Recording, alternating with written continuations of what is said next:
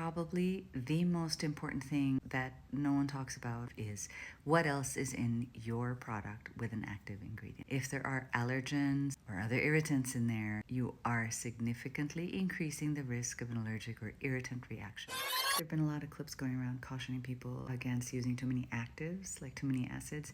They're not wrong, but a really common danger that very few people talk about is that so many products with active ingredients, with acids, contain allergens and irritants. A lot of alpha hydroxy acids and other active ingredients like retinoic acid, salicylic acid, they really are naturally irritating to a certain extent because of their action. In a way, although it's not this simple, that's kind of how you know they're working. There's a certain level of irritation. Often they're microexfoliants, so they're helping the skin shed off old dead skin cells at a microscopic level, etc., etc.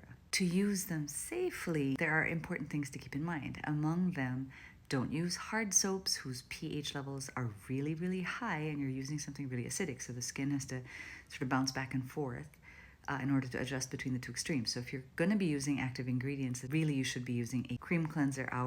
All of our products, we try to really bring the pH down closer to the skin's natural pH. And when you're using an active ingredient, we try to lower the pH of the cleanser even more. The second thing is you want to use a daily sunscreen. And for us, that would be an indoor-outdoor sun and light screen like Armada, because most actives make the skin more photosensitive.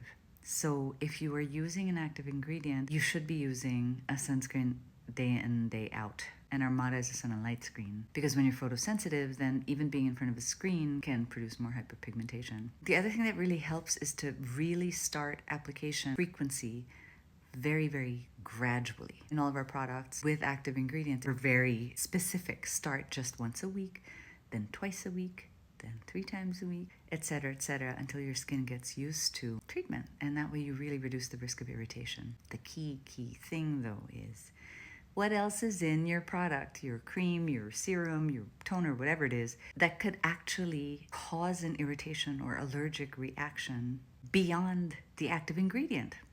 So if you happen to be using a cream, for example, that has a retinol, that has glycolic acid or something, and then if you look at the ingredients and it has fragrance and it has preservatives, it might even have a dye. There are allergens and irritants that could already be weakening the skin's barrier, increasing the risk of an allergic and irritant reaction, and then you add an irritant to it. Even if it's a really good irritant, like an active ingredient, like an acid, like an alpha hydroxy, beta hydroxy, it's still irritating. Probably the most important thing that no one talks about, or certainly doesn't get talked about enough, is what else is in your product with an active ingredient. If there are allergens or other irritants in there, you are significantly increasing the risk of an allergic or irritant reaction. That's probably even more important than don't combine too many actives. Again, don't get me wrong, don't combine too many actives. It's important. And if you want to use multiple actives, it really is best to follow these safety best practices. But even before all that, what else is in the product? And if it's allergens and irritants, then that could be what's causing the problem.